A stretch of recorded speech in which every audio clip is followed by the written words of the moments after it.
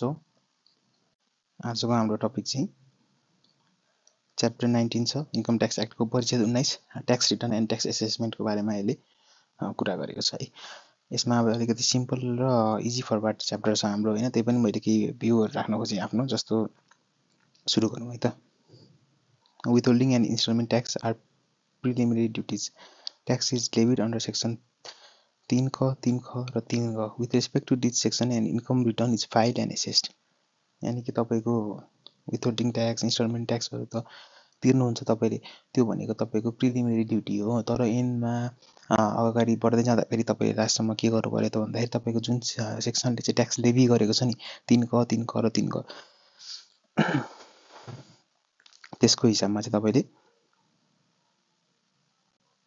अब एउटा return file गरिदिनु पर्यो र त्यसको एसेसमेन्ट पनि हुनु पर्यो भन्छ है। त्यसपछि assessment are generally self assessment. Generally तपाईले भरेको रिटर्न नै तपाईको एसेसमेन्ट हो।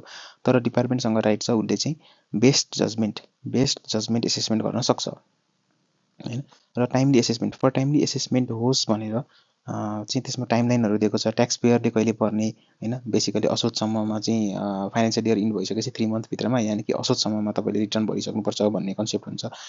त्यस्तै गरी timeline exist for assessment to be made by the tax authorities. Tax अथोरिटीजले गर्ने एसेसमेन्टको लागि पनि टाइमलाइन हुन्छ। र यो एक्टमा चाहिँ ट्याक्स एसेसमेन्ट गर्ने सम्बन्धमा चाहिँ ट्याक्स पेयर ट्याक्स अफिसर्सहरुलाई चाहिँ धेरै राइट्सहरु दिएको छ हैन। त्यो राइटहरुको चाहिँ त्यो पावरहरु चाहिँ कसरी लिमिटेड छ त भन्दाखेरि टाइमलाइनले लिमिटेड छ। यानी कि सर्टेन टाइम पिरियड पछि अब उले एसेसमेन्ट गर्न पाउँदैन हैन। र अब्जेक्टिभ अफ द एक्टले लिमिट गरेको छ, यानी कि कानुनको अब्जेक्टिभ ऐनको अब्जेक्टिभ जे हो त्यही हिसाबमा मात्र काम गर भन्न खोजेको छ। र बेस्ट जजमेन्ट लगाउनु पर्यो उले। बेसिकली लास्टको दुईटा पोइन्ट चाहिँ यो सब्जेक्टिभ कुराहरु छ। यो सब्जेक्टिभ कुराहरुले मात्र ट्याक्स अफिसरहरुको चाहिँ टाइटलाई लिमिट गरेको छ, नत्र भए उनीहरुसँग धेरै पावरहरु छ यो च्याप्टरहरुमा है। त्यसपछि अब एब्रिभिएसन्समा एफओपी भनेको फाइनल विथहोल्डिङ पेमेन्ट भयो, एनबिटीए भनेको नन बिजनेस ट्याक्सेबल एसेट्स भयो र सीजी भनेको क्यापिटल गेन्स भयो है। रेलेभेन्ट डेफिनेसनमा इन्कम इयर भनेको के हो त भन्दाखेरि 1 श्रावण टु असार इनसम्मको टाइम पिरियड चाहिँ हाम्रो इन्कम इयर हो हैन। र ट्रान्ज्याक्सन भनेको के हो त भन्दाखेरि कुनै पनि फाइनान्शियल इयरको लागि उसको रेम्युनरेसन, बिजनेस र इन्भेस्टमेन्टबाट कति इन्क्लुजन्सहरु छ त हैन। 7, 8, 9 बाट इन्क्लुजन्स के छ त त्यो सबै चीजहरु हो। बेसिकली यसमा विन्डफल गेनहरु इन्क्लुड हुँदैन कारोबारमा। यति नै छ हाम्रो डेफिनेसनहरु। र अब इन्कम रिटर्नको कुरा गर्यो। इन्कम रिटर्नमा नि बेसिकली सबैले इन्कम रिटर्न भन्नुपर्छ भन्ने इन्क्लुसिभ हिसाबमा कुरा गरेको छ। र 3 मन्थ्सको टाइमलाइन दिएको छ। फाइनान्शियल इयर इन भएपछि 3 मन्थ्स भित्रमा गर्नुपर्छ भन्छ। 3 मन्थ्स भित्र भनिसकेपछि तपाईको असोजसम्ममा रिटर्न भर्नु पर्यो भन्छ हैन। अनि यो रिटर्नमा चाहिँ के कुराहरु इन्क्लुड गर्ने त भन्छ भन्दाखेरि त्यही 3 ख वाला कुराहरु गर्छ। र त्यसपछि सबै सेड्युलर एप्रोचमा हुनु पर्यो। बिजनेसबाट कति आयो, इन्भेस्टमेन्टबाट कति आयो हैन, इम्प्लोइमेन्टबाट कति आयो भन्ने कुराहरु खुलाउनु पर्छ भनेको छ। र एउटा सानो कन्सेप्ट चाहिँ के को पनि दिएको छ त भन्दाखेरि तपाईको ट्याक्स रिटर्न प्रिपेयर भन्ने कन्सेप्ट पनि दिएको छ है। ट्याक्स रिटर्न प्रिपेयर भनेर अब डाइरेक्ट यही वर्डिङ चाहिँ युज गरेको छैन। तर एक्टमा अब कस्तो भनेको छ त भन्दाखेरि कुनै पनि मान्छेले चाहिँ जो चाहिँ इम्प्लोइ होइन र उले चाहिँ असिस्ट गर्छ ट्याक्स रिटर्न भर्नेमा हैन। र उले के गर्छ पेमेन्ट पनि लिन्छ। अनि यस्तो मान्छेले चाहिँ के गर्नुपर्छ भन्छ त भन्दाखेरि ट्याक्स पेयरलाई सर्टिफाई गरिदिनु पर्यो कि सेक्सन 81 को बुक्स अफ अकाउन्ट्सहरु ठीक छ। र यसले चाहिँ वास्तविकता तपाईको ट्रु र यथार्थ चित्र चाहिँ तपाईको देखाइराको छ यो रिटर्नहरुले भन्ने कुरा सर्टिफाई गर्नुपर्छ भनेर भनेको छ है। यो सब चीजहरु पनि यहाँनिर छ। हामी अब एक्चुअली हेर्दै जाउँ लाइन बाइ लाइन। सबसेक्सन 1 मा हेरौँ। Every person must file their income return for the year at the designated location set by the department within 3 months after the income year ends, respecting section 97, 98 र 100। section 97 मा तपाईको के भनेको छ भन्दा रिटर्नै भर्न पर्दैन भनेको छ, अथवा स्पेशल खालको रिटर्न भर्नुस् भनेको छ। 98 मा तपाईलाई फेरि अर्को 3 मन्थ्स हामी एक्सटेन्सन दिन्छौं भनेको छ। 100 मा के भनेको छ भन्दाखेरि यो 3 मन्थ्स जुन छ नि तपाईको असोज छ नि, असोज भन्दा अगाडि नै आएर चाहिँ म तपाईलाई चाहिँ रिटर्न भर्न लगाउन पनि सक्छु, अथवा म आफै तपाईको चाहिँ बेस्ट जजमेन्ट एसेसमेन्ट पनि गर्दिन सक्छु भन्ने कुराहरु छ। जस्तो म तपाईको बजाइ दिन सक्छु भन्ने कुराहरु छ। ठीक छ, बेसिकली यसमा त्यही कुराहरु छ। सबसेक्सन 1 ले रिटर्न भर्नुपर्छ भन्ने कुरा गर्यो। अब यहाँ मेरो रिमार्क्सहरु हेरौँ एकचोटी। इफ एक्जेम्प्ट अन्डर 97 और special return then do accordingly, यानी कि त्यही हिसाबमा गर। If time extended under section 98 फेरि त्यही हिसाबमा गर। यदि तिम्रो बजाइ दियो 100 सेक्सन 100 को हिसाबमा फेरि त्यही हिसाबमा गर भन्न खोजेको है। अनि tax return which of shall be as follows यसरी हुनुपर्छ भनेर भन्छ। एमा के भन्छ त it has to be prepared in the manner and format as specified by the department setting out the following matters. यो कुराहरू हुनु पऱ्यो र डिपार्टमेन्टले स्पेसिफाई गर्न सक्छ भन्यो।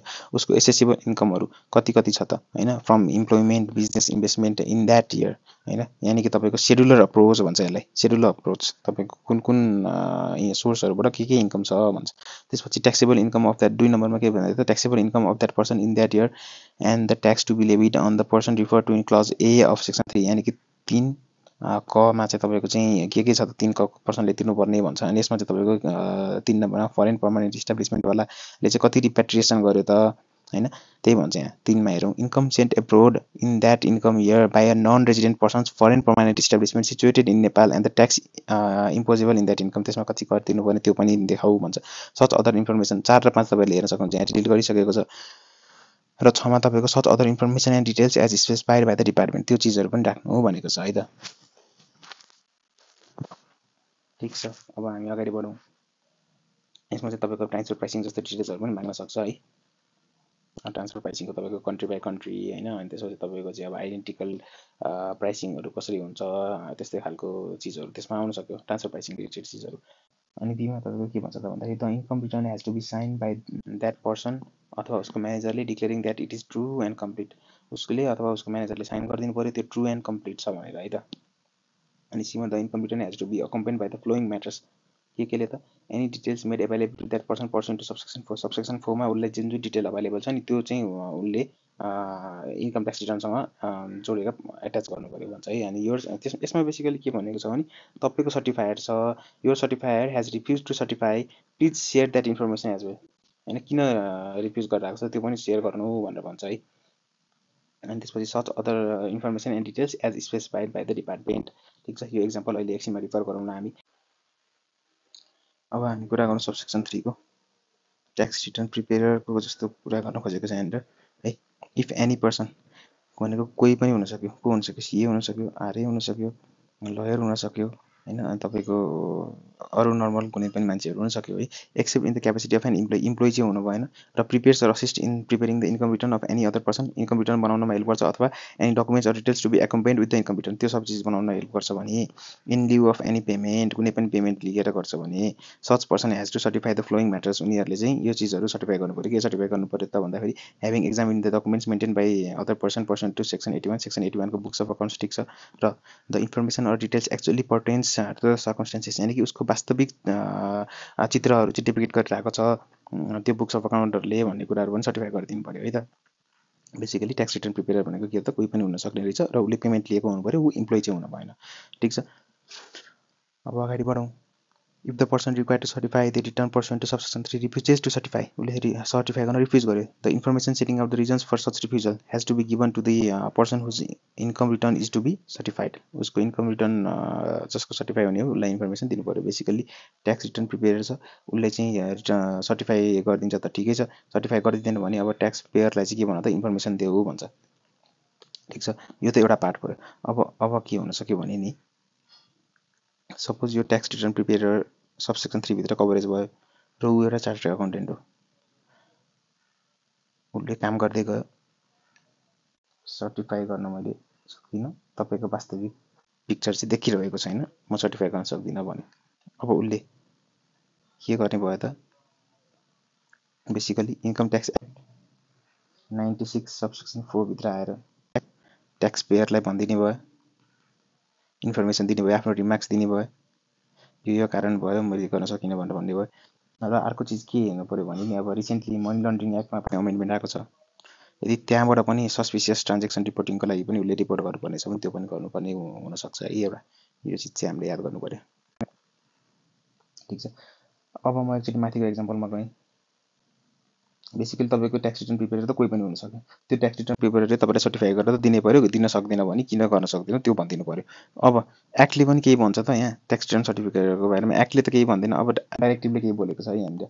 डाइरेक्टिभले के भनेको छ भन्दाखेरि नि General write-up with respect to compliance for tax filing reference to section 96(2) खमा गएर चाहिँ रेफरेन्स गरिदिएको छ हैन बेसिकली यसमा के भन्दा इन्कम रिटर्न सर्टिफिकेसन एक्सक्लुजन उनीहरुको चाहिँ सर्टिफिकेसन गर्नु पर्दैन भने र के भन्ने त भन्दाखेरि person paying pre estimated tax तिर्छ कसैले अथवा प्राकृतिक व्यक्ति प्रोफेसनल हो रेम्युनरेसन हो अथवा उसको बिजनेस हो र कारोबार 1 करोड भन्दा कम छ यानी कि कारोबारको डेफिनेसन हामीले अघि हेर्यौं इन्क्लुजन्स 789 बाट जे पनि इन्क्लुजन्समा छिरेर आउँछ त्यो नै उसको कारोबार हो त्यो चाहिँ उसको 1 करोड भन्दा कम छ भने चाहिँ हामीले के भन्यौं त तपाईले चाहिँ रिटर्न चाहिँ सर्टिफाई गराइराख्नु पर्दैन भन्छ तर अरुको केसमा अदर्सको केसमा for companies to as per relevant act company एक्टमा चाहिँ हामी त्यो गरि नै हाल्छौं हैन अनि however all other persons must have their income statement certified by an auditor authorised by the institute of chartered accountants of Nepal यानी कि अडिटरबाट सर्टिफाइड हुनुपर्छ भने ठीक छ मैले सबै कुरा बुझेँ अदर्समा फल गर्छ भने उसको चाहिँ रिटर्न सर्टिफाइड हुनु पर्यो र यदि उ प्री एस्टिमेट ट्याक्स तिर्छ अथवा 1 करोड सम्मको कारोबार गर्ने प्राकृतिक व्यक्ति हो प्रोफेसनल वाला अथवा रेम्युनरेसन अफ बिजनेसहरु हो भने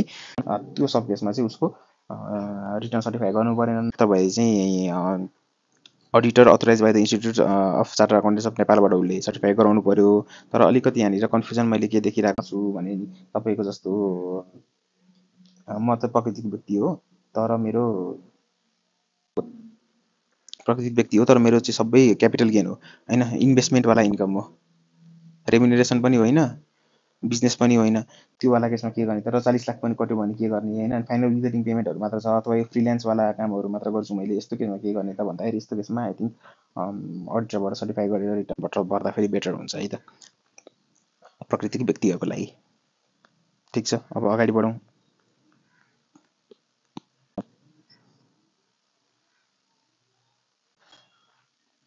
अब सबसेक्सन 5 ले के भन्न खोजेको छ भने बचाइ दिन सक्छ डिपार्टमेन्टले भनेको छ बचाइ दिन सक्छ भनेको छ तर यो बचाउन भन्दा अगाडि एउटा चान्स दिएको हो म बचाउन आउँदै छु तिम्रो तिमी एकचोटी भोलन्टियर गरेर रिटर्न भर्न चाहन्छौ भने रिटर्न भर भनेर चाहिँ एउटा चान्स दिएको हो बेसिकली यहाँ के भने त the department may prior the due date for submission of the income return of the income year त्यो आर्थिक वर्षको रिटर्न भर्नु भन्दा अगाडि हैन pursuant to subsection 1 in the following circumstances require any person to submit the income return of an income year or part कुनै full income year को अथवा कुनै part को चाहिँ रिटर्न भर्न लगाउन सक्छ हैन within the time limit mentioned in the return notice त्यो नोटिसमा जतिमा भनेको छ त्यो भित्र तिमीले रिटर्न भर्देऊ भन्न सक्छौ सब्जेक्ट टु सेक्सन 100 तर कस्तो केसहरुमा त फ्लोइङ सर्कमस्टेन्सेसहरुमा कस्तो केसहरुमा उ ब्याङ्क्रप्ट हुँदैछ उ डिजल्भ हुँदैछ उ इन्सल्भेन्ट हुँदैछ भने अथवा उ नेपाल छोडेर जाँदैछ अथवा उले नेपालमा गर्ने एक्टिभिटिज छोडेर जाँदैछ अथवा डिपार्टमेन्टले कुनै पनि हिसाबले त्यस्तो लाग्छ भने डिपार्टमेन्टले चाहिँ 96(5) को नोटिस दिन सक्छ 96(5) को नोटिस दिन सक्छ अब post due date can not do as per this subsection अनि ड्यू डेट कटिसक्यो रिटर्न भर्ने ड्यू डेट कटिसक्यो भने यो सेक्सनको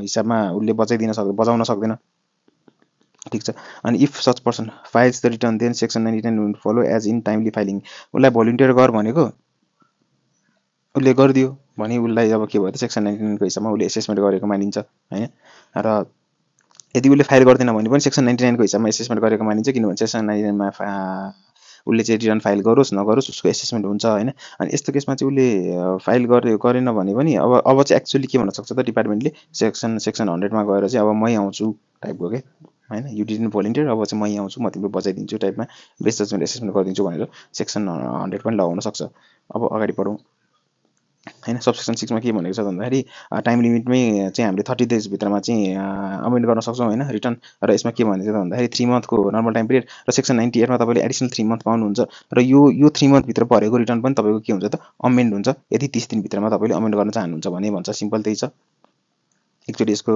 एक्जाम्पल पनि हेर्नु होला मैले यतिकै राख्दिए पढ्नु होला है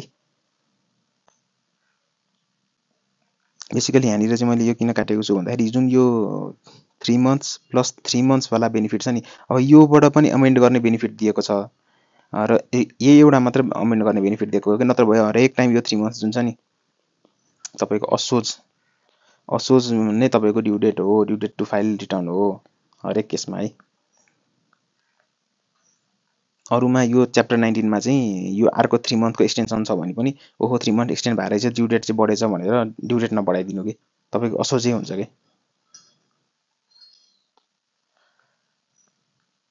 ठीक छ अब दफा 57 लाग्यो भने दुईटा फाइनान्शियल इयरमै दुईटा इन्कम पिरियड हुन्छ त्यो इन्कम पिरियड तपाईको चाहिँ जस्तो वैशाखमा आएर एउटा इन्कम पिरियड छ वैशाखसम्म र अर्को तपाईको नर्मल छ भने यो वैशाखसम्मको तपाईले भर्नु पर्यो कहिले सम्ममा त +3 मन्थमा +3 मन्थ एक्सटेन्सन पाउनुहुन्छ प्लस तपाईले 30 डेजमा अमेन्ड पनि गर्न पाउनुहुन्छ यहाँनिर के त्यही नै भन्न खोजेको यो वैशाखको तपाईँको श्रावणसम्म, श्रावणको 4 गतेसम्म भयो। बाँकी सेकेन्ड हाफको लागि तपाईँको यही अश्विन 2081 सम्मै गर्नु पर्यो होइन।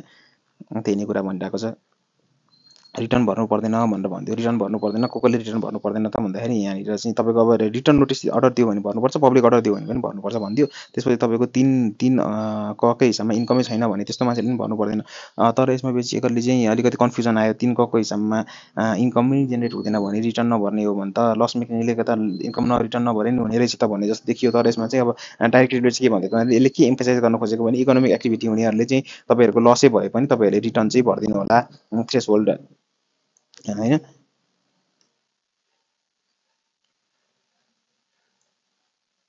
रिटर्न भर्नु होला भनेर भन्नु खोजेँ यहाँनिर होइन। र अर्को तपाईँको अब 3 गहवाला पार्टीहरूले पनि तपाईँको फेरि एनी पर्सन मेन्सन इन यो फाइनल विथ लिङ्कवालाहरूलाई पनि रिटर्न भर्नु पर्दैन भनिदियो। कुनै पनि प्राकृतिक व्यक्तिको सबसेक्सन 3 वाला इन्कम छ, सबसेक्सन 3 अफ सेक्सन 4 वाला इन्कम छ, यानि कि स्यालेरिड इन्डिभिजुअल्सहरू उसको केही इन्कमहरू छ होइन, स्यालेरीवाला मात्र भने त्यसलाई पनि छुट दियो। अनि रेजिडेन्ट प्राकृतिक व्यक्ति छ उसको चाहिँ यो फ्रिल्यान्सवाला इन्कमहरू छ भने त्यसलाई पनि चाहिँ रिटर्न नभर्नु भनिदियो। र यो मोटर भेहिकलवाला नन बिजनेसवाला हुनु पऱ्यो होइन, नन बिजनेसवाला प्राकृतिक व्यक्ति छ भने उसलाई पनि बेनिफिट दिइदियो। र प्राकृतिक व्यक्ति not willing to submit income return having income only from the disposal of non business taxable assets, यानि कि मेरो मर्जी मसँग चाहिँ नन बिजनेस ट्याक्सेबल एसेट्स मात्र छ, म रिटर्न भर्दिनँ भनेर तपाईँको मर्जीमा छोडिदियो, तपाईँलाई मर्जी दियो। तर यहाँ आएर फेरि सबसेक्सन 2 मा के भन्दै त भन्दाखेरि सबसेक्सन 1 मा जेसुकै बनेको होस् तपाईँको 40 लाख कट्यो भने तपाईँको मर्जी चढ्दैन, हाम्रो मर्जी चल्छ र तपाईँहरूले रिटर्न भर्नुपर्ने हुन्छ भनिदियो। Notwithstanding anything contained in subsection 1, प्राकृतिक व्यक्ति having income of more than 40 lakhs in any income year shall submit the income return pursuant to section 96. Basically यसमा के भयो त प्राकृतिक व्यक्तिहरू हाई नेटवर्थ इन्डिभिजुअल्सहरू उहाँहरूको चाहिँ इन्कम धेरै हुन सक्ने भएको भएर रिटर्न भर्नु होइन। हामीहरू चाहिँ अब प्राकृतिक व्यक्तिको लेभलमा पनि राम्रो डेटाहरू क्याप्चर गरेर राम्रो डेटा एनालाइसिस गरेर चाहिँ तपाईँहरूलाई ट्याक्स तिराउँछौँ भन्ने कुराहरू गरेको जस्तो देखियो यहाँनिर।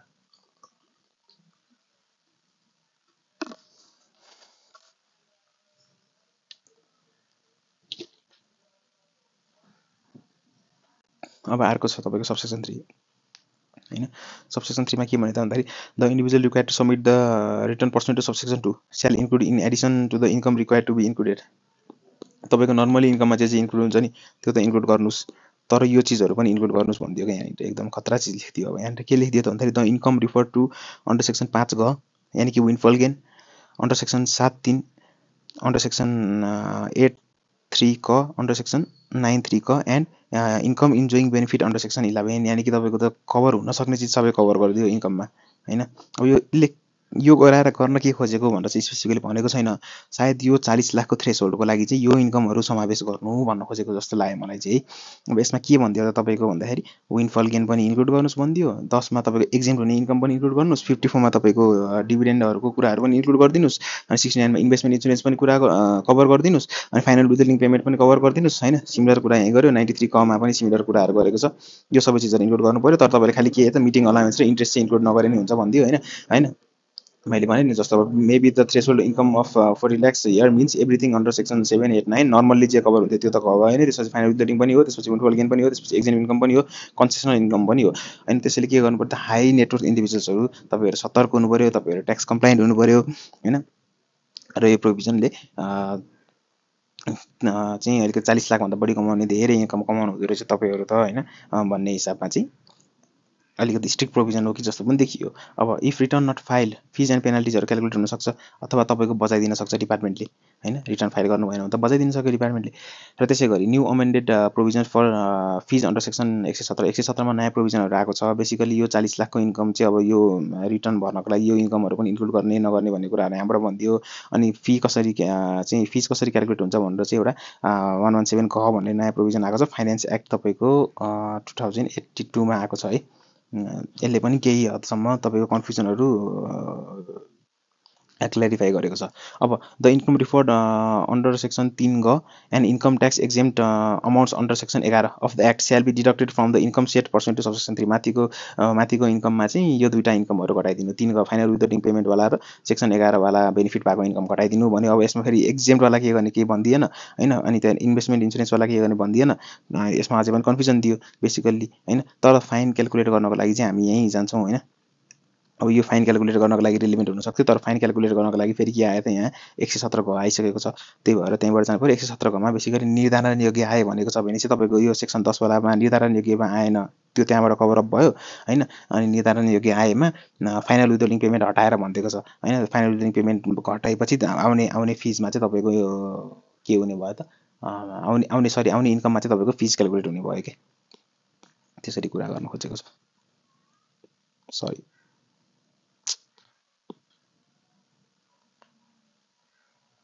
ठिक छ। अब यसमा यो इन्ट्रेस्ट र मिटिङ अलाउन्सको कुरा फेरि पनि गरेको एकचोटि हेर्नुभयो भइहाल्छ त्यो है। सबसेक्सन 5 ले फर्मेट हामी प्रिस्क्राइब गर्छौँ भनेको छ, डिपार्टमेन्टलाई दिएको छ राइट। अनि यो टाइम लिमिट एक्सटेन्ड हुन सक्ने भनेको छ, रिजनेबल ग्राउन्ड्सको कुरा गर्छ तपाईँको होइन। रिजनेबल ग्राउन्ड्स छ भने एक्सटेन्ड हुने, एक्सटेन्ड भयो कि भएन भनेर एप्लिकेन्टलाई खबर गरिदिनु भनेको छ। अनि तपाईँको एक पटक वा पटक गरी कतिसम्म चाहिँ टाइम लिमिट एक्सटेन्ड गर्न सक्छ त 3 मन्थसम्म गर्न सक्छ। यानि कि तपाईँको असोज थियो अब पुससम्म जान सक्ने भयो है। अब यसमा बेसिकली एउटा चिज के प्रब्लम छ भने नि यो एक्सटेन्सनको लागि चाहिँ रिसेन्टली अस्ति नै तपाईँको के गरिदियो त, सबैले 3 मन्थ्स पाउनुपर्ने हो।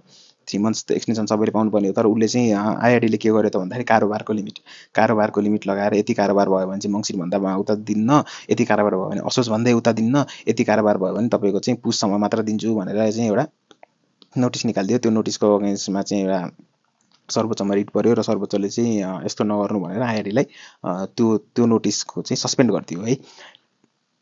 त्यो भएर अब D4 भन्छ हामीले, जुन अगाडि 97(2) वाला केस छ नि हाम्रो 97(2) यो वाला केसहरूको रिटर्न चाहिँ D4 हो होइन। बेसिकली प्रत्येक व्यक्तिले भर्ने रिटर्न D4 हो। त्यो D4 मा के प्रब्लम छ भने नि पर्सनल आइआरडी पोर्टलमा तपाईँ आइआरडीमा लगइन गर्दाखेरि त्यसमा टाइम एक्सटेन्सनको अप्सनहरू त्यो त्यसमा आउँदैन र त्यसमा तपाईँले रिटर्न भर्नुभयो भने त्यो सेल्फ भेरिफाई पनि हुँदैन है। सेल्फ एसेसमेन्टको केही कुरा गरेको छ एक्टमा, तर सेल्फ एसेसमेन्ट नै हुँदैन। र टाइम एक्सटेन्सनको लागि पनि त्यहाँनिर अप्सन दिएको छैन। बेसिकली फिजिकल्ली त्यहाँ गएर चाहिँ टाइम एक्सटेन्ड गर्नुपर्ने हो कि जस्तो पनि लाग्यो D04 वाला केसहरूमा। ठिक छ। अब हामी आयौँ एसेसमेन्टमा। एसेसमेन्टको कुरा आयो। एसेसमेन्ट भनेको मेन इम्पोर्टेन्ट टपिक छ हाम्रो सेक्सन 99 एकदम इम्पोर्टेन्ट छ है। यसले के भन्छ भने सबसेक्सन 1 ले तपाईँले रिटर्न चाहिँ टाइमली फाइल गरिदिनु भयो भन्ने कुरा गर्छ, अथवा चाहिँ तपाईँले टाइमली फाइल गरिदिनु भएन भन्ने कुरा गर्छ। टाइमली फाइल गरिदिनु भयो भने तपाईँले रिटर्नमा जति घोषणा गर्नुभएको छ नि सेक्सन 3A र B मा जति तिर्नुपर्ने हो तपाईँको ट्याक्स त्यो पनि घोषणा गरिदिनुहोस् र अब अझै कति आउटस्ट्यान्डिङ छ त्यो पनि घोषणा गरिदिनुहोस्। त्यो भयो भने तपाईँको चाहिँ एसेसमेन्ट भयो भन्ने मान्छौँ हामी भन्छ।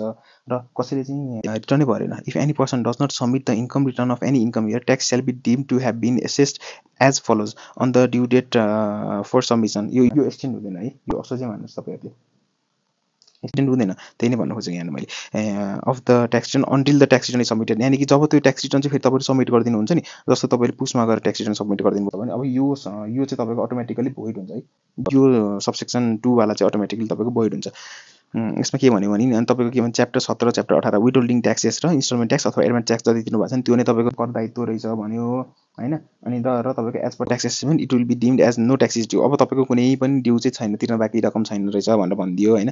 यसमा एकदम प्लेन फर्मेट छ। तपाईँले रिटर्न भरिदिनु भयो भने तपाईँको एसेसमेन्ट भयो, तपाईँले रिटर्न भर्नु भएन भने पनि तपाईँको ड्यू डेटमा एसेसमेन्ट भयो होइन। र यसले के इम्प्याक्ट दियो भन्दाखेरि विथहोल्डिङ ट्याक्सेस तपाईँले टाइमली भर्नु भएन रिटर्न, तर पनि तपाईँको एसेसमेन्ट भयो। त्यसले के भयो त भन्दाखेरि तपाईँको विथहोल्डिङ ट्याक्सेस इन्स्टलमेन्ट एडभान्स ट्याक्सेसहरू चाहिँ तपाईँले त्यति मात्र ट्याक्स तिर्नुपर्ने होइन। तपाईँलाई चाहिँ खास गरी के गर्छ बेनिफिट दियो होइन। Benefit given for payment made on personal behalf or made by such person. चाहिँ स्यालेरी स्टाफहरू एनबिटिएहरू 40 लाखभन्दा कम इन्कम हुने मान्छेहरूको त एसेसमेन्ट भयो यहाँभित्र आएर।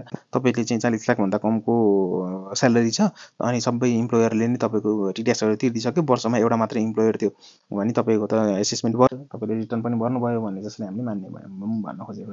अनि यदि तपाईले चाहिँ पछि गएर later post due date the return is filed then deemed assessment under section 99 subsection 2 will be automatically defunct त्यसले तपाईको काम गर्दैन now you cannot say that no my return was deemed file no fines and fees भनेको तपाईको मेरो return त due डेटमै dim file थियो हो तपाईले किन फाइन लगाउनुहुन्छ मलाई रिटर्न भरेन भनेर भन्न पाइएन कि किनभने त्यो डिफङ्क्ट हुन्छ अब त्यो भोइड हुन्छ तपाईको नयाँ रिटर्नबाट हामी सबै हिसाब किताब गर्छौँ भन्ने कुरा आयो है अनि further this allows for BJA or ATA भनेको तपाईको चाहिँ बेस्ट जजमेन्ट असेसमेन्ट अथवा चाहिँ बेस्ट जजमेन्ट एसेसमेन्ट त ड्यू डेट भइसकेपछि नलाग्नु पर्ने हो है यो एउटा चाहिँ नहुनु पर्ने जस्तो लाग्छ मलाई हैन तर बेस्ट जजमेन्ट एसेसमेन्ट पनि हुन सक्ने चान्स त हुन्छ एउटै फाइनान्शियल इयर नसकिँदै दुईचोटि बेस्ट जजमेन्ट एसेसमेन्ट गरिदिन पनि सकिने उसले हैन त्यो भयो further this allows for best judgement assessment अथवा तपाईको एमेन्डमेन्ट ट्याक्स असेसमेन्ट पनि हुने भयो जस्तो तपाईले चाहिँ रिटर्नै भर्नु भएको छैन अब रिटर्न भरौँला र एसेसमेन्ट गरौँला भनेर पुरेर बसेर त भएन ट्याक्स डिपार्टमेन्टले त्यही भएर के गर्यो तपाईँलाई डिम्ड असेसमेन्ट गरिदियो तपाईँको जे जति विथहोल्डिङ ट्याक्सहरू आएको छ एडभान्स ट्याक्स आएको छ त्यो नै तपाईँको कर रहेछ अब त्यही हिसाबमा तपाईँले रिटर्न सब्मिट गर्नुभयो अब म पनि आएँ अमेन्डमेन्ट गर्नलाई भनेर चाहिँ अमेन्डेड ट्याक्स एसेसमेन्टहरू पनि गर्न पायो हैन अनि यो भयो अर्को एउटा सी पोइन्ट जस्तो पनि छ तर यो चाहिँ छैन मैले यहाँ राखिदिएको छु हैन के भन्दा एप्लिकेसन अफ 96(5) भयो भने अल्सो फल्स अन्डर सेक्सन 99 भनेको सेक्सन 96(5) मा तपाईको चाहिँ रिटर्न भर्नुपर्ने भयो भने पनि त्यो हिसाबमा चाहिँ तपाईले रिटर्न भर्नलाई आदेश दियो तपाईले भर्दिनु भयो त रिटर्न भर्यो भनेर सेक्सन अन्डर सेक्सन 99 मा आउने भयो रिटर्न भर्नु भएन त तपाईले चाहिँ ड्यू डेटमा तपाईको चाहिँ फेरि भरेकै मान्दिनु भयो के यसमा अझै अगाडि क्ल्यारिटी आउँछ है हेर्दै जाउँ अब यहाँ बेस्ट जजमेन्ट एसेसमेन्ट भयो हैन सेक्सन 100 मा हाम्रो बेस्ट जजमेन्ट एसेसमेन्ट छ section 99 shall be applicable if the income return of any income year and any part of any income year has to be submitted pursuant to subsection 5 of section 96 यहाँ भने के हैन यसले के भने त भन्दाखेरि सेक्सन 96(5) लाग्यो भने तपाईको सेक्सन 99 पनि एप्लिकेबल हुन्छ भने कज तपाईको 96(5) हो देन इफेक्ट इज 99 मा गएर तपाईको एसेसमेन्ट हुन्छ भन्दियो है अनि त्यसपछि that is condition exist for best judgement assessment four conditions थियो हैन then can lead to section 99 that is full or partial assessment based on whether they actually file or not file return file गर नगर तपाईको assessment त हुन्छ भन्ने कुरा गरे है अनि जस्तो तपाईको say someone has triggered 96(5) on Bhadra of current income year तपाईको अहिलेको आर्थिक वर्षमा आएर तपाईको चाहिँ 96(5) को कन्डिसन ट्रिगर भयो हैन अब यस्तोमा department can assess ask to file the return for full previous year तपाईको पहिलाकै वर्षको पनि त अहिले त ड्यू डेट सकेको छैन त्यही भएर तपाईको पहिलाकै वर्षको पनि फुल रिटर्न भर्नुस् र अहिलेको 2 महिनाको पनि रिटर्न भर्नुस् भनेर डिपार्टमेन्टले आदेश दिन सक्छ हैन अनि post due date can not बिच ड्यू डेट भइसकेपछि बेस जजमेन्ट गर्न सक्दैन तर त्यो तपाईको चाहिँ can amend under section 101 due to applicability of section 99 यानी कि तपाईको सेक्सन 99 त एप्लिकेबल हुन्छ त्यो भइसकेपछि तपाईले त सेल्फ एसेसमेन्ट भएको मान्छौँ हामीले त्यो भनिसकेपछि हामी पछि गएर के गर्छ त तपाईलाई 101 मा गएर तपाईको रिटर्न अमेन्ड गर्छौं भन्ने कुराहरु है यो चाहिँ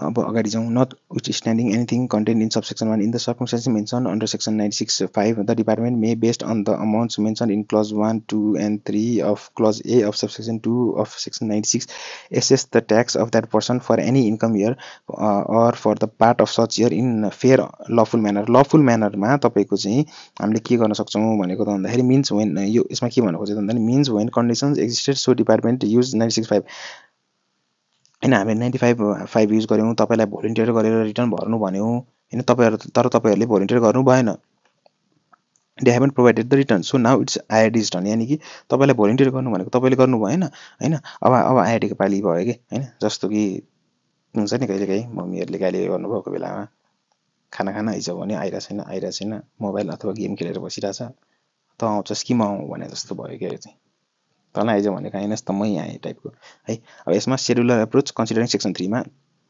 यहाँ यो सब चीज भनेको शेड्युलर अप्रोचमा सब सेक्सन 3 लाई कन्सिडर सेक्सन 3 एक्टलाई लेभी ट्याक्स लेभी गर्ने सेक्सनलाई कन्सिडर गरेर चाहिँ उले चाहिँ न्यायोचित हैन फेयर एन्ड लफुल म्यानरमा चाहिँ उले बेस्ट जजमेन्ट एसेसमेन्ट गर्ने भयो है अब subsection 3 the following provision shall be applicable if tax is assess person to subsection 1 or 2 मा तपाईको चाहिँ ट्याक्स एसेसमेन्ट भयो यस्तो हुन्छ a person whose tax is assess for the whole income year is not required to submit the income return referred under section 96(1) for that income year तपाईको whole income इयरकै tax return tax assess गरिसक्यो भने तपाईले फेरि return भइराख्नु पर्दैन तर कुनै portion मात्र गर्दैको छ भन्दा तपाईले वर्षको अन्तिममा यस तपाईले चाहिँ वर्षको अन्तिममा रिटर्न फाइल गर्नु पर्यो र जति पनि आदि अथवा कि पार्शियल ट्याक्स दिनु भएको छ त्यसलाई पनि तपाईको चाहिँ पछि अगाडि गएर सेटअप गर्न दिनुपर्ने हुन्छ है त and any tax paid due to partial initial year assessment must be allowed to be deducted from full years taxes है।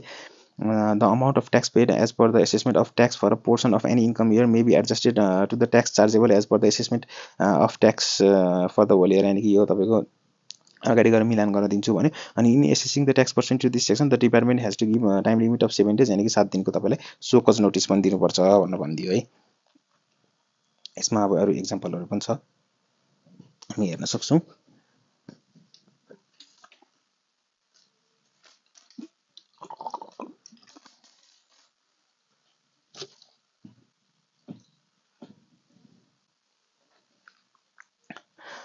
Options available with the department if condition exists under 965 965 को कन्डिसन छ भने डिपार्टमेन्टसँग के अप्सन छ त भन्दाखेरि fact seat हेरौँ। अब land worth rupees NPR 3 crore was sold and registered बेची पनि सक्यो। ट्याक्स कम्प्लायन्स इस्यु इन्टेल यानी कि खबर आयो intel receive that if it was shown as sold for NPR 1 crore no tax was paid on मालपोत मालपोतमा कुनै ट्याक्स पनि तिरेको छैन।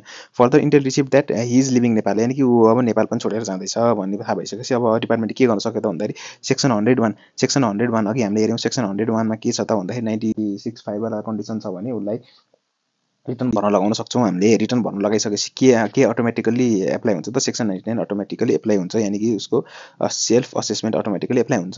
So section 101 direct to file income return which will lead to application of section 99 and then amend such return under section 108 हैन उले self assessment गर्यो अब म तिम्रो चाहिँ अमेन्ड गर्छु भनेर 101 मा आएर अमेन्डमेन्ट गर्न पनि सक्यो।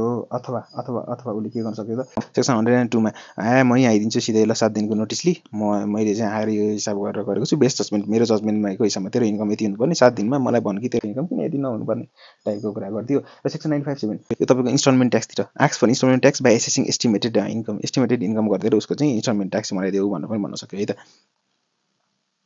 यसरी डिपार्टमेन्टले चाहिँ यो एस्टिमेसन तिर गएर पनि हेर्न सक्छौं हामीले यो गर्न सक्यो। अब अमेन्डेड ट्याक्स एसेसमेन्ट 101 मा चाहिँ अमेन्डेड ट्याक्स एसेसमेन्ट छ हैन। अब हेरौं यहाँ the department may make amended tax assessment in order to adjust the tax liability of a person whose tax has been assessed pursuant to section 99 or 100 हैन। तपाईको 99 मा सेल्फ असेसमेन्ट भइसक्यो अथवा 100 मा आएर 100 बाट फेरि 99 मा पठाएको वाला असेसमेन्ट छ अथवा 100 मा बेस्ट जजमेन्ट असेसमेन्ट भएको छ भने हैन unreasonable grounds as per the objective of the act चाहिँ तपाईको अमेन्ड फेरि कसले गर्न सक्छ त डिपार्टमेन्टले अमेन्ड गर्न सक्छ भन्दियो है।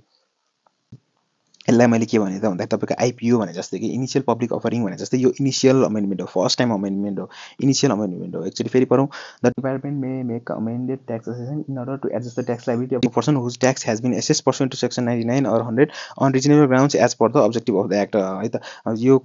यो ऐनको अब्जेक्टिभ प्राप्त गर्ने हिसाबमा तपाईले कसैको चाहिँ असेसमेन्टलाई चाहिँ अमेन्ड गर्न सक्नुहुन्छ। यो भनेको तपाईको इनिशियल अमेन्डमेन्ट हो जस्ट लाइक आईपीओ हैन। अनि if the department thinks it's proper to reamend the amended tax assessment made pursuant to subsection 1 it may amend for any number of times on reasonable grounds reasonable ग्राउन्ड्समा any number of टाइममा गर्न सक्छ। Basically त्यो initial amendment भयो भने यो further amendment भयो further अमेन्डमेन्टको कुनै पनि टाइम लिमिट छैन जति पनि गर्न सक्यो लाइक फर्दर पब्लिक अफरिङ भनेको जस्तो भयो चाहिँ यो वाला केस भयो। अब the department shall in assessing the tax pursuant to subsection 1 or 2 complete assessment within 4 years from the following date यानी कि अब यो त टाइम लिमिट बनाइदिनु पर्यो यस्तो असेसमेन्ट गर्ने हो भने त 20 वर्षपछि आएर असेसमेन्ट गर्दिएला हैन त्यो सब नहोस् भनेर के भयो त यसमा अब the department shall in assessing the tax pursuant to subsection 1 or 2 complete assessment within 4 years from the following date यो डेटबाट चाहिँ 4 वर्ष भित्रमा चाहिँ असेसमेन्ट कम्प्लिट गर्नु पर्यो। If tax is assessed pursuant to section 99 यानी कि तपाईको सेल्फ वाला असेसमेन्ट वाला केस हो भने the due date for submission of the income return यानी कि असोज बाट अथवा 965 वाला नोटिस थियो भने त्यो नोटिसको 4 वर्ष भित्र है। If tax is assessed pursuant to section 99 the due date for submission of income return त्यो रिटर्नको 4 वर्ष भित्रमा हैन असोज in is considered no extension to be considered हैन। अनि the primary principle of section 99 revolves around two key scenarios section 99 मा दुईटा सिनेरियो छ a tax return that was timely file or one that is deemed timely file. Additionally section 99 includes to secondary cases primarily नि 99 ले के भन्छ त तपाईले return file गर्नुभयो ड्यू डेट भित्रमा त ठीक छ त्यही नै भयो तपाईको हैन त्यो नै तपाईको असेसमेन्ट हुने दिन भयो हैन। अथवा अथवा अथवा तपाईले रिटर्न फाइल गर्नु भएन त्यही पनि ड्यू डेटमा हामीले फाइल गरेको मान्छौं भन्ने भयो। र सेकेन्डरी केसमा के भन्दाखेरि त्यो रिटर्न फाइल गर्नुपर्ने दायित्व कहाँबाट आयो त भन्दाखेरि तपाईको a tax return file in normal course of tax submission normal कोर्समा अथवा 96(5) बाट आएको पनि हुनसक्यो त्यो रिटर्न फाइलिङ गर्ने चाहिँ है। त्यो मात्रै भन्न खोजेको यहाँनिर है। अनि त्यसपछि अब यहाँनिर एउटा इक्जाम्पल हेरौँ। लियो मेसी छ 2080-81 को अश्विनमा यानि कि असोजमै भरिदियो। त्यसपछि डेभिड विया 2080-81 को मङ्सिरमा गएर भरिदियो। एक्सटेन्सन लिएको रहेछ मङ्सिरसम्ममा र मङ्सिरमै गएर भरिदियो। Gerard Pique the income assessment अफिसको 80-81 वाज सबमिटेड पुस 81 विथाउट एनी डेडलाइन एक्सटेन्सन नगरिकन पुसमा गएर गरेछ। बदमास रहेछ हेनरी रहेछ। हेनरीले 80-81 को चैत्र 2 मा गऱ्यो तर उसले एक्सटेन्सन चाहिँ लिएको रहेछ फेरि पोस्टसम्म एक्सटेन्सन लिँदाखेरि पनि उसलाई पुगेन। उसले चैत्रमा गएर गरिदियो होइन। अनि मोड्रिक लुका उसको चाहिँ 80-81 को चाहिँ आजसम्म सबमिटेड भएको रहेछ। अब regardless of whether the income return was submitted on time, within an extended deadline, or after the deadline, or after the extended deadline, or wasn't submitted at all, the final time for ITR submission is असोज। तपाईँको असोजमै assessment भएको मान्छौँ है। The final tax assessment and any necessary amendment must be completed by असोज। 81 मा भएको चिजलाई अब 85 सम्ममा गरिसक्नु पर्यो भन्छ है। त्यही नै भनेको छ हाम्रो यहाँनिर पनि। ठीक छ। The department shall in assessing the tax pursuant to section 1 to complete the assessment within 4 years from the following date. If tax is assessed pursuant to section 99, the due date for submission of the income return. Due date है, यो कहिले return भरेको पनि हेर्ने होइन, खालि due date हेर्ने हो, सिधै ड्यू डेट। ठीक छ, यो भयो। अब चेन्ज इन कन्ट्रोलको हिसाबमा पनि त्यही नै छ। एकचोटि यो एक्जाम्पल यहीँ छ, तपाईँहरूले पढ्न सक्नुहुन्छ है। Pre transfer income period, post transfer income period. Section 57 लाग्यो भनेपछि दुईवटा पिरियड हुने भयो। तपाईँको चाहिँ फागुन 10 सम्म एउटा पिरियड रहेछ। यो फागुन 10 सम्मको तपाईँले चाहिँ यतिसम्ममा रिटर्न भरिसक्नु पर्यो होइन। ड्यू डेट यो भयो। अब योबाट चाहिँ 4 वर्षमा तपाईँको अमेन्डमेन्ट हुनुपर्ने हुन्छ होइन। बेसिकली त्यही नै गरेको होला।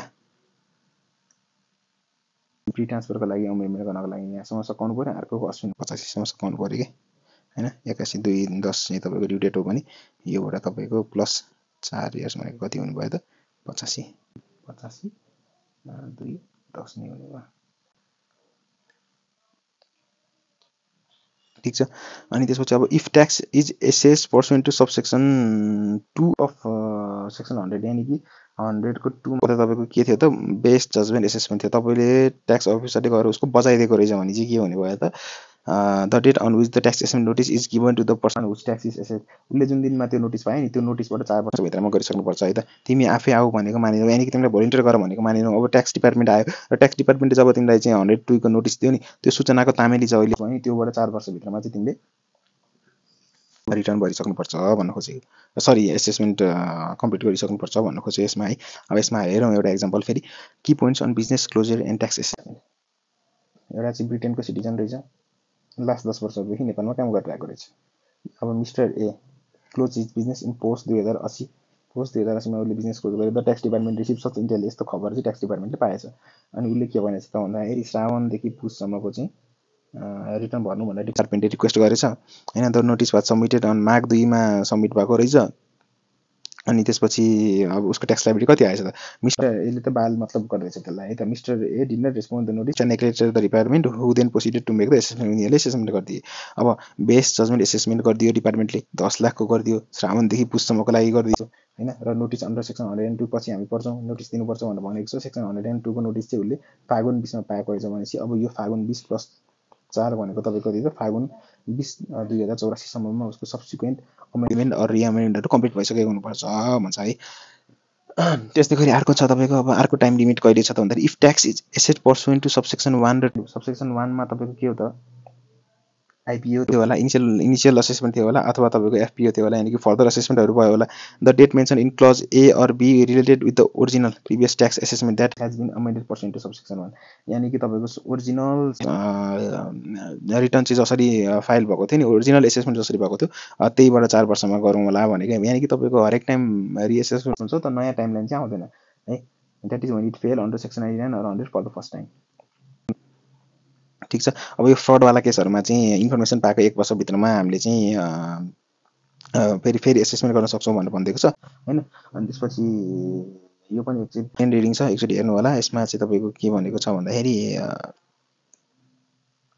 रेभेन्यू ट्राइब्युनल अथवा कुनै कोर्टले चाहिँ होइन उसको अमेन्ड गर्नु भन्यो भने त्यो डिपार्टमेन्टले अमेन्ड गर्न पाएन होइन, अथवा चाहिँ एसएस गर्न अमेन्डेड गर्न पाएन। अनि सेक्सन 6मा चाहिँ अब 15 दिनको चाहिँ उसलाई चाहिँ एससिएन दिनुपर्छ भनेको छ होइन। जेनरली अब चिठी आउँदाखेरि चाहिँ यही सेक्सनमा रेफरेन्समा आउँछ कि this subsection is refer in amended tax assessment generally says as in notice under section 106 before 102।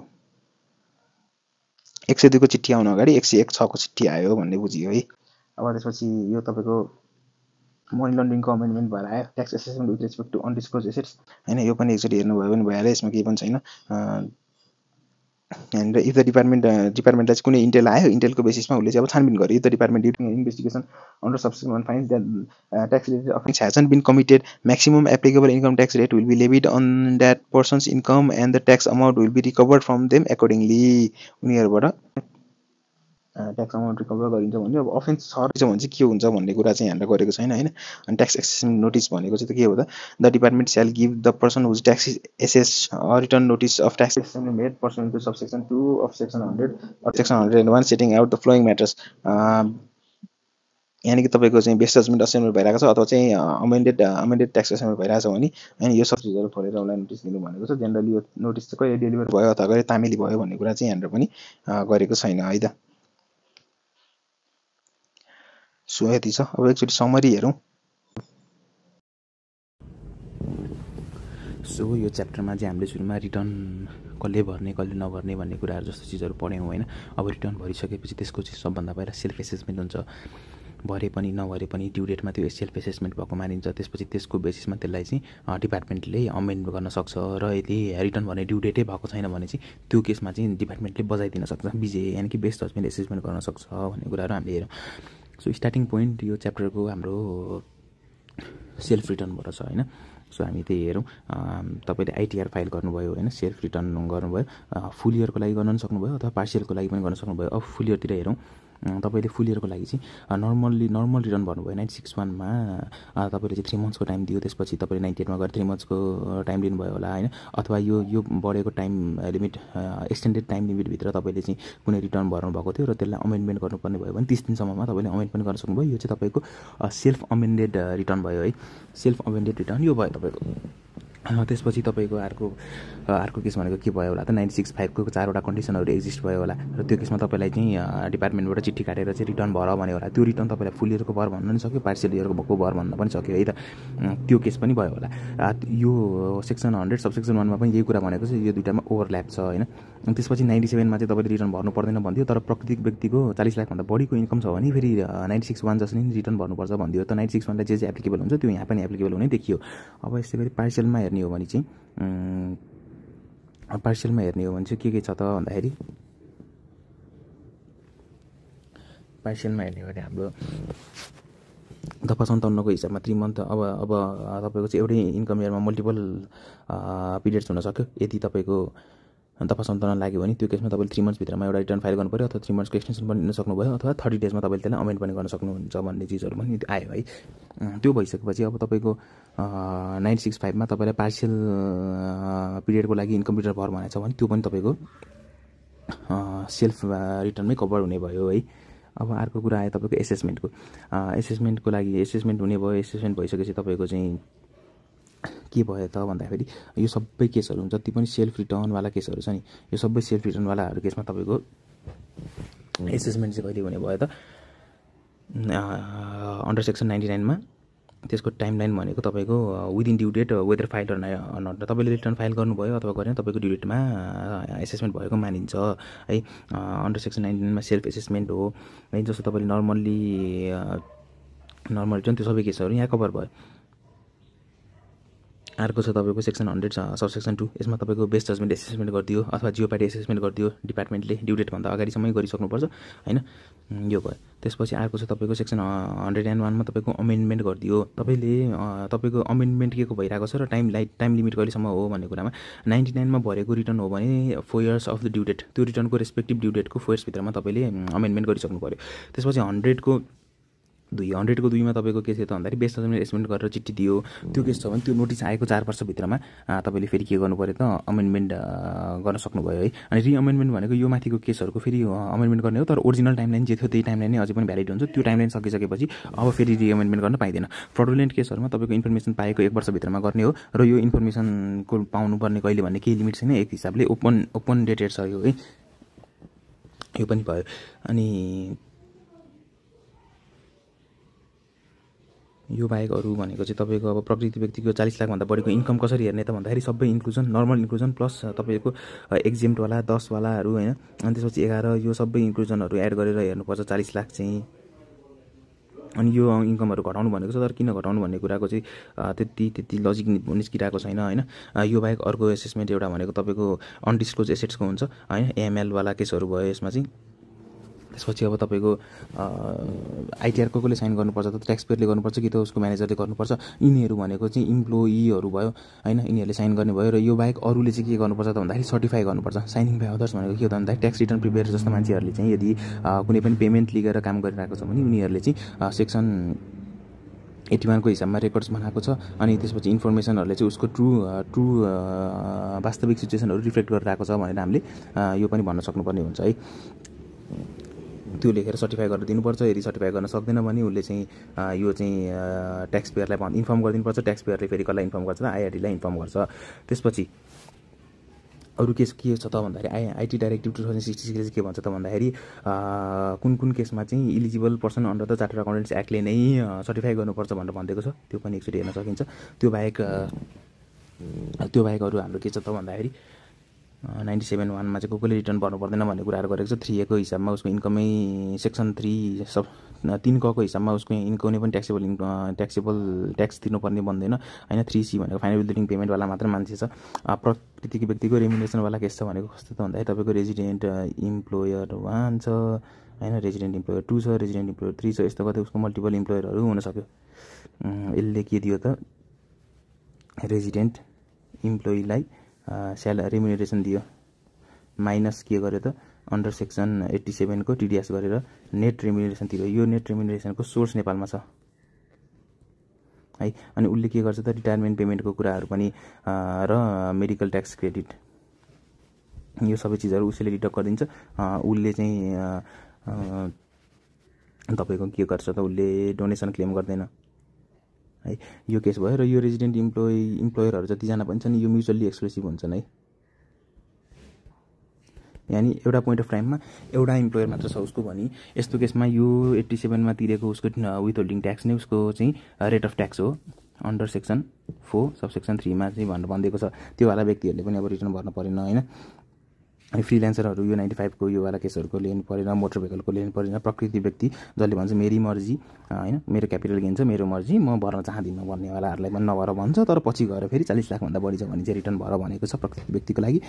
र तपाईँको 100 मा जब तपाईँको बजाउँछ नि होइन, बेस्ट जजमेन्ट एसेसमेन्ट गर्छ नि, त्यो बेलामा तपाईँलाई 7 दिनको मात्र टाइम दिन्छ। र नर्मली अरू अमेन्डमेन्ट गरेको हकमा तपाईँलाई 15 दिनको टाइम दिन्छ है त। सो यति नै छ यसमा।